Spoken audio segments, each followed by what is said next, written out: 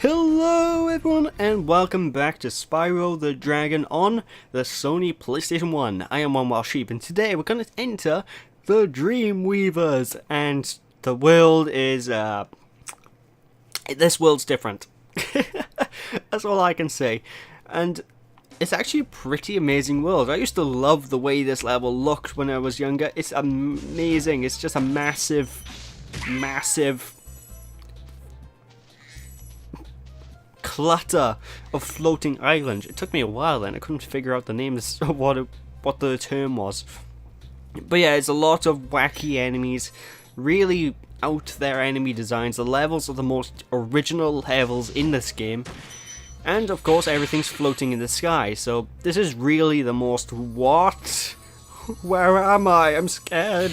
Can I go back to Earth sort of levels? But anyway, as you can see, these enemies get attacked by a giant laser. Yes, lasers, medieval game, I know. Basically, the laser will transform them from big to small. It's the equivalent of a super and poison mushroom in Super Mario Brothers. So basically, if someone gets shot with a laser, they'll grow into huge. And when they're huge, they're a lot harder to deal with. And if they get shot another time, they'll turn small. And when they're small, they're easy to deal with. And we actually have to make use of this later on in this stage, because otherwise we might have a couple of issues, because basically we need to take control of the cannon and make our way through this hub world. It's the only way we can traverse every point in the hub world. Welcome to the Dreamweavers, young one.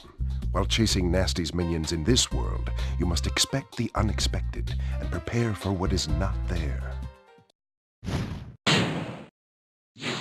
Yeah, that's probably some of the best advice in this game. Expect the unexpected, because you're not going to expect everything in this world. I'm going to get a bit more into detail with things right now, because we are going to be introduced to a couple, well, I think a new mechanic in this hub world. And to be fair, it's an interesting mechanic. You need to make use of it to get everything, so I do need to explain it, but I'm going to leave that until I get to it. But anyway, when the guys are big, basically flame them. And if these guys are here, you can't get through that doorway. That doorway leads to the boss fight. No wait, no it doesn't. Not the boss fight, that doorway leads to the flying level. The boss fight's around this corner here. So if you want to get to the flying level, take those guys out. Or is that the boss fight? No, this is the boss fight, so that they do lead to the flying level. Okay.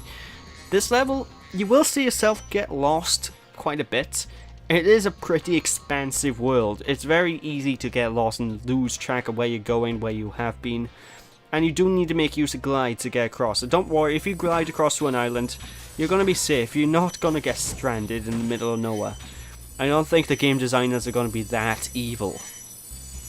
Then again, it's not Ubisoft. It's Ubisoft. No, they're the guys that made Rayman.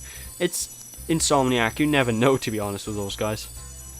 But anyway, after going through the entire world, you get head up to this point through the magical vortex, and this is the cannon that I mentioned previously, where you can shoot enemies. And trust me, you need to make use of this cannon to take care of those two guards that are on the door.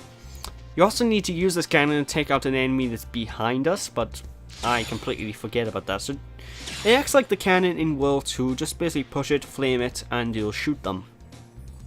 I've also missed one enemy behind, well, right next to me now, so it's quite annoying.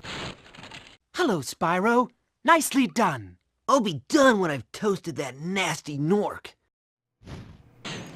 Oh, jolly good. Now it's time to fly away in our magical world, so we can take care of these enemies. So yeah, I completely forgot about that guy. I'm gonna go back to get him in a minute. Don't worry too much about that. But, yeah, very easy to miss things in this world, very easy to lose track of where you are, so my advice is really just learn the level. You need to look around and try and learn where you're meant to go, what you're meant to do next. So, you know, it can be a bit of a tricky world. The fools you see in this world are invincible, but that does not mean they shouldn't be attacked. Sounds alright to me. Now what he means by that is basically, you got these jester enemies, like this guy by here.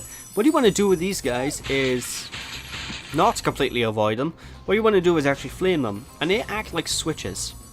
which basically means if you hit them, the switch will activate and something in the world will change. And they are timed, so they don't last forever, but basically flame them, they'll turn into a clock, and something in the world will move. You need to use this to platform and take advantage of the situation, take advantage of... you need to learn what they do. And for the most part, you don't need to deal with them too much until the boss fight. The boss level, actually, you will need to learn how to use them. And the boss level is actually the final normal boss level of the game. What do I mean by that? I mean, we're nearly at the end. This is the final world before the finale. Granted, there's like 5 levels after this world, but they're pretty short, they're pretty easy. So once we're on the final stretch, folks. We're almost there. And you'll be surprised at some of the dragons that'll show up later on. I'm not going to spoil much about them, but yeah, you'll be surprised. Anyway, by you want to shoot both those jesters, which will activate both these platforms. And use the platforms as platforms to make your way across here. Now that portal there is harder to find because obviously they're behind the guards. And this is the flying level of this world, so it can be quite easy to miss. If you don't know where you're going, go here for the flight level.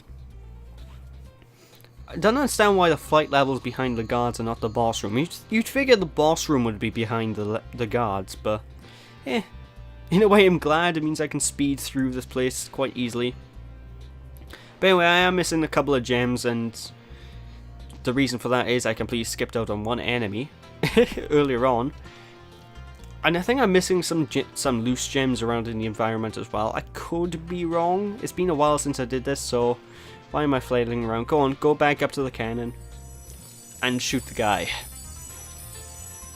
So yeah, I did miss a couple of blue gems as well, which I'm going to grab in a few minutes. But really, this world is no big deal. Just use the cannon, turn it around. I do like the atmosphere though. It's really magical, it's whimsical, if you will. I don't know, it's a nice change of pace from the dark and realistic realistic. You know, the realistic environments we've been in, like the swamps and medieval castle areas and stuff like that. It makes a nice change. But anyway, after killing that enemy for a measly 1 gem, go around here, and here's the last 2. Insomniac doing their hiding thing again. And I'm going to completely avoid this portal, I believe. Yeah, that's me checking the thing. Because this portal, I'm going to take on last. That's one of the last levels I'm going to take on. Basically, I'm going through the levels in terms of when you'll first run into them, probably. So I have a set order that I like to do these levels in. So now it's time to move on across and fly into the Dark Passage, which actually has quite an interesting new mechanic that hasn't been seen yet in the game, and I think it's only available for this level.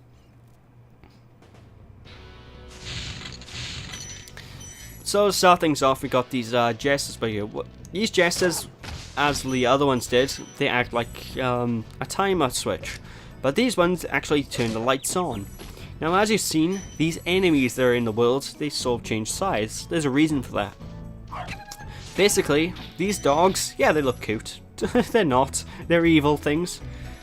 Basically what you need to do is actually wait for the lights to come on, or force the jester to turn the light on, to fly across and destroy the enemies, because the enemies will change in size and get harder in the dark. And if you don't like the dark, this level is pretty much your worst nightmare, to be perfectly honest. So turn on the lights and things will be easier for you. The enemies here can be quite frightening, but you should watch the fools. I'd rather flame the fools. Now you're thinking. Hint, burn the jesters. Hint, hint. Am I hinting enough? Anyway, the Cupids are probably one of the more annoying enemies to deal with in this level, because they have a range attack, and they don't change regardless of how bright or dark it is. The dogs are the easiest to deal with, because when they're massive, you can just flame them, and when they're tiny, you can just charge them or flame them. But when they're big dogs, basically, they are fast. They are lightning fast. Be careful. That's all I can say. And these turtles, Teenage Mutant Ninja Turtle things here, they'll shoot fireballs at you, and They are devastating to deal with. I do not like these turtles. They are probably the third most annoying enemy in the game behind the monkeys and the dogs. So awful to deal with, don't like them at all. What a weird name. Thank you for releasing me. No worries, Azizi. Azizz. ZZZ. Dragon Ball Z. I'm having way too much fun with that name. But anyway, whenever you see the dogs, they're enemies, don't worry about burning them. They're evil enemies as well. I mean, look how fast they run, it's insane. But the turtles are probably the worst enemies in this level to deal with. They will, when they're small at least. When they're big, they do the same thing, but they're slightly slower. The only downside to when the turtles are big are you can't hurt them when they're big. They're basically giant metal monsters. So, basically, the best way I feel to take care of the turtles is actually move quite a far away from them. And then while you're far away, start charging towards them straight away. Now, one thing I haven't mentioned about Sparks yet either, which is a bit late for me to mention something about Sparks. He actually acts like a magnet. I'll explain after this dragon. You know, I think you just might be the dragon to defeat Nasty Nork. That's me, alright. I don't understand how no dragons can't beat Nasty Nork. He's a useless person. But anyway, yeah, Sparks acts like a magnet. If you get hurt 3 times and you lose Sparks, then you will lose your capabilities of actually grabbing in gems nearby. So what you want to do is keep Sparks at all times, purely because that's so much more convenient. Because, as you can see, I'm going back here. Oh, now I need to individually touch all these gems, and because of the way the controls work, touching the gems just to collect them is exceptionally frustrating, to say the least. Anyway, by here you're going to make use of what I mentioned with the turtles and actually charge them from far away. They won't start flaming you, start using the fireball moves until you get close to them, so don't worry too much about them. But if you want, you can also get hold of Sparks because there's a bunch of mushrooms behind them. Great, now we really are going into Super Mario territory. I knew Miyamoto was on something. So basically, see the mushrooms, they're your items of the game. Hey, they do act like Mario mushrooms as well, they run away from you. But you see them, flame them, and there's your health. Anyway, I did get kind of lost for a few minutes by here because I didn't realize. But off the side, you're meant to glide down here into this cavern. And I just realized, are we in space? Yeah, I think we're in space. It looks like a meteor hurt or something.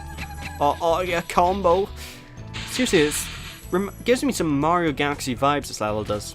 Now, these enemies are massively annoying, especially in this particular room, because they'll deal damage to you so quickly. But just run straight past them, activate the Jester, which will allow you to burn the enemies and get by just fine. Now, in a way, I feel sorry for these dogs because they sound like they're in so much pain when you burn them. It's kind of heartbreaking, really. I like animals, see? It bugs me whenever I see stuff where I have to hurt an animal in a game because ugh. I don't know, I just don't like it. But these turtle enemies, they're more bark than bite, if you will, if you know how to deal with them.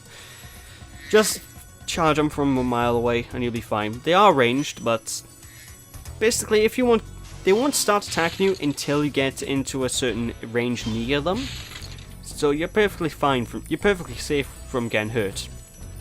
I swear it. I swear it. Thanks, Spyro. I'd love to help you catch Nasty, but I'd really hate being trapped in Crystal again. Don't worry, the only one who's gonna be trapped is him. Now, this room coming up is actually quite interesting because there's a very, as you can see, there's a lot of purple goo on the, Nickelodeon goop on the floor. Basically, a certain pool of this stuff, you can jump in. I think it's this pool right by here. You can jump in there, and you'll be defined. They forgot to program damage mechanics onto that one pool of goop. So you can jump in there and you'll be perfectly fine. You'll be standing on top of it like Jesus. It's insane. I don't know how they forgot to do that. Maybe it just sort of crossed their paths because it's such a small pool, but I don't know. It is interesting, I'll say that. It's really interesting. Thank you for releasing me. Can you tell the thank you for releasing me is again a bit more common now, folks? We're on 65, I think it was 65, I didn't actually read that when it came up. Dragons, we're almost at the end, folks. Now I did say there are 80, so it seems like quite a bit off from 65, but notice how quick it got us to get to about 10 dragons before. It won't last long. Trust me, this LP is almost done. It's like part 15 I think we finish? Or 16? Okay, it's between parts 15 to 19 that we finish. But anyway, just use the tactic I mentioned before about going far away from the turtles to damage them. And Bob's your uncle, that's this level pretty much over and done with. Of course, we got one last thing to do, and at the very end of this passageway, there's actually a firework. I don't know where I'm going, but there's actually a firework you can go and shoot. And this firework will blow up one of those locked chests that we saw earlier on.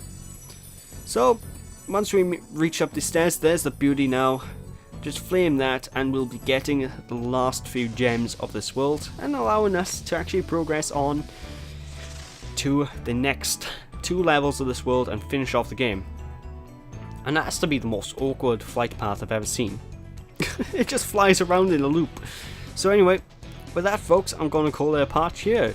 So thank you guys for watching, hope you guys enjoyed. If you've enjoyed, I appreciate a like or comment to the video. Don't be sheepish people, and when we return next time, we will take care of, I can't actually remember the levels, but we'll take care of 2 new levels. So thanks for watching, catch you all after. Bye!